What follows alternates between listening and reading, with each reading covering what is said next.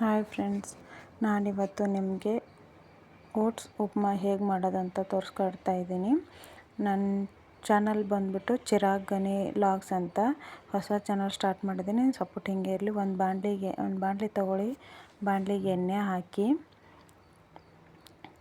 ಸ್ವಲ್ಪ ಎಣ್ಣೆ ಕಾದ ನಂತರ ಸಾಸಿವೆ ಹಾಕಿ, ಜೀರಿಗೆ ಹಾಕಿ, ಆನಂತರ ಕಡಲೆ ಬೀಜ ಸ್ವಲ್ಪ ಹಾಕಿ, ಸ್ವಲ್ಪ ಕಡಲೆ ಬೀಜ ಹುರಿಯೋ ತನಕ ಹಾಗೆ ಬಿಡಿ. ಆ ನಂತರ ತರಕಾರಿಗಳನ್ನೆಲ್ಲ ಕಟ್ ಮಾಡಿ ಇಟ್ಕೋಬೇಕು. ತರಕಾರಿ ಕ್ಯಾರೆಟ್, ಈರುಳ್ಳಿ, ಕ್ಯಾಪ್ಸಿಕಮ್, ಬೀನ್ಸ್,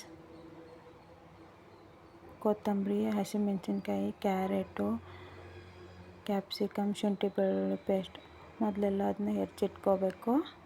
ಆನಂತರ ಒಂದೊಂದಾಗಿ ಫ್ರೈ ಮಾಡ್ತಾ ಹೋಗ್ಬೇಕು. ಮೊದಲು ಈರುಳ್ಳಿ ಹಾಕಿ ಸ್ವಲ್ಪ ಒಂದು 5 ನಿಮಿಷ ಫ್ರೈ ಮಾಡಬೇಕು.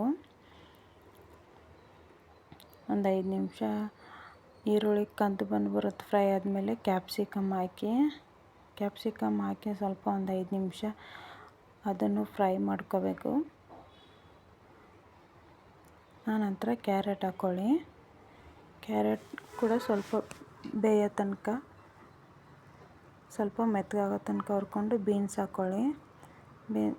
ಅದು ಕ್ಲಿಪ್ ಬಂದಿಲ್ಲ. ಕರಿಬೇವು, ಹಸಿಮೆಣಸಿನ್ಕಾಯಿ ಹಾಕೋದು. ಆಮೇಲೆ ಓಟ್ಸ್ನ ಹಾಕಿ ಇದೆಲ್ಲ ಫ್ರೈ ಆದಮೇಲೆ ಓಟ್ಸ್ನ ಹಾಕ್ಕೊಳ್ಳಿ.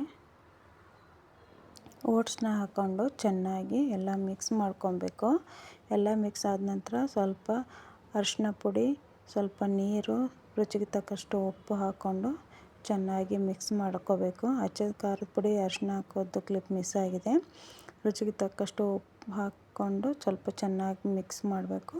ಆನಂತರ ಒಂದು 5 ನಿಮಿಷಗಳ ಕಾಲ ಕುದಿಯೋಕ್ಕೆ ಬಿಡಬೇಕು. ಒಂದು ಬಾಣಲೆ ಮುಚ್ಚಿಬಿಟ್ರೆ ಮಿಲೆಟ್ಸ್ ಓಟ್ಸ್ ರೆಡಿ ಆಗುತ್ತೆ. ಇವಾಗ ಓಟ್ಸ್ ರೆಡಿಯಾಗಿದೆ ನೋಡಬೇಕು. ಉಪ್ಮಾ ಎಷ್ಟು ಚೆನ್ನಾಗಿ ಕಾಣ್ತಾ ಇದೆ. ಇದೇ ಥರ ನಿಮ್ಗೆ ಬೇರೆ ಯಾವುದಾದ್ರೂ ರೆಸಿಪಿ ಬೇಕಾದರೆ ಕಮೆಂಟ್ ಮಾಡಿ.